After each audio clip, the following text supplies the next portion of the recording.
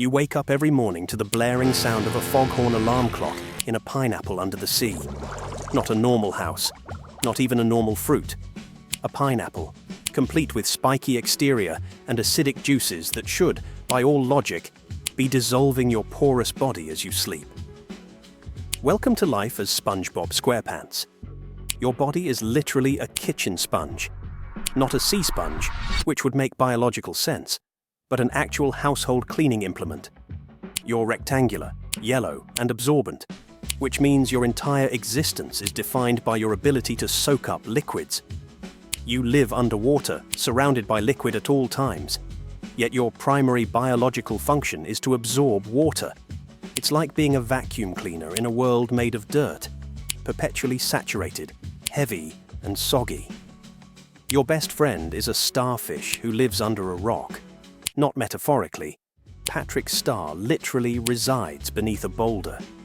He's lovable, but has the intellectual capacity of, well, a rock.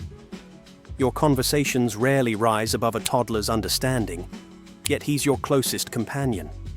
When you need advice or intellectual stimulation, your options are severely limited. Your neighbor is a chronically depressed octopus who despises you. Squidward makes no secret of his contempt for your very existence.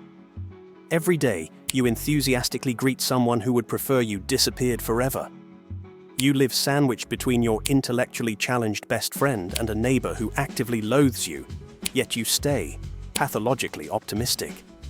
Your job is flipping burgers at a fast food restaurant, and you've been doing it for years with no meaningful advancement.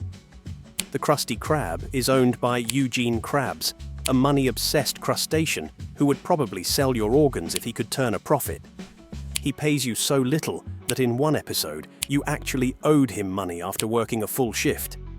You're exploited, underpaid, and chronically overworked, yet you approach each shift with manic enthusiasm, proudly wearing your Krabby Patty hat like it's a crown.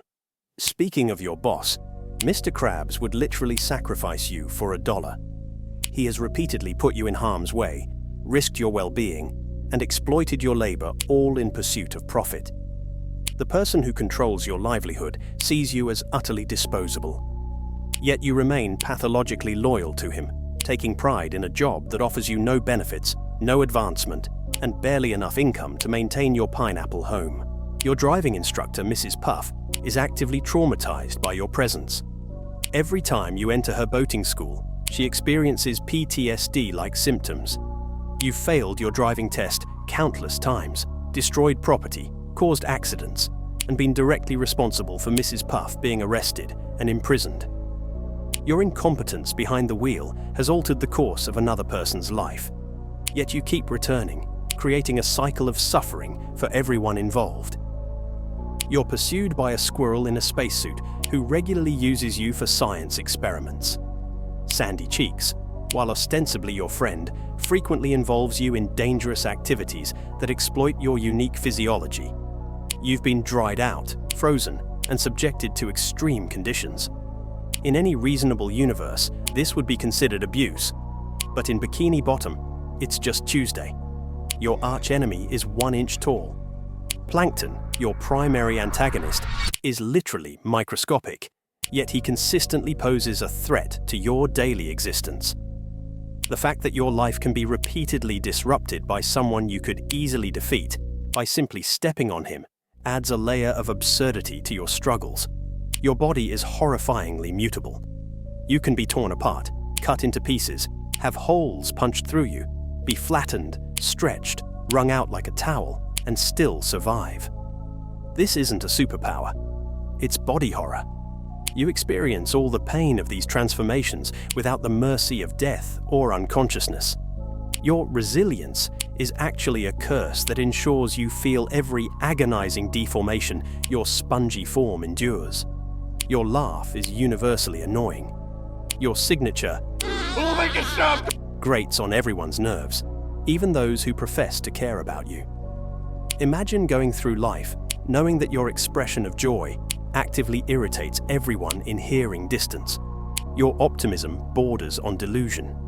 No matter how many times you're exploited, injured, manipulated, or mistreated, you bounce back with the same manic enthusiasm. This isn't resilience. It's a pathological inability to learn from negative experiences or protect yourself from harm. You're trapped in a cycle of abuse that you can't recognize, much less escape. You have no private life. Your every moment is potentially broadcast to millions of viewers. Your embarrassments, failures, and moments of vulnerability are all entertainment for others. Your existence is a performance without intermission.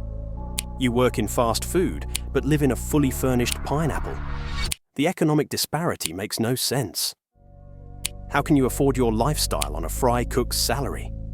This suggests either massive debt, a trust fund you're unaware of, or an economic system so broken that it defies logic.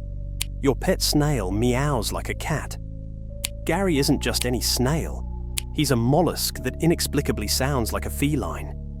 This biological impossibility suggests that either your world operates on rules that defy comprehension, or worse, that your perception of reality is fundamentally flawed. You're perpetually stuck between childhood and adulthood. You live alone and have a job, suggesting independence, yet you behave like a child and lack the emotional maturity of an adult. This developmental limbo means you never truly grow or evolve as a person. You're trapped in a perpetual state of arrested development. The town you live in is called Bikini Bottom, situated beneath Bikini Atoll, a real-world site of nuclear testing. This disturbing implication suggests that you and all your friends might be the result of radiation-induced mutations, explaining the talking fish, the underwater fire, and the general absurdity of your existence.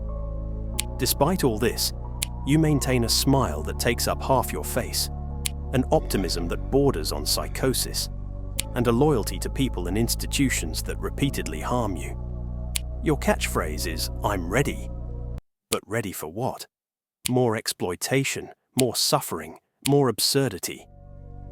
To be SpongeBob SquarePants is to exist in a state of perpetual cognitive dissonance, where your unfailing optimism collides with a reality that should, by all rights, crush your square, yellow spirit.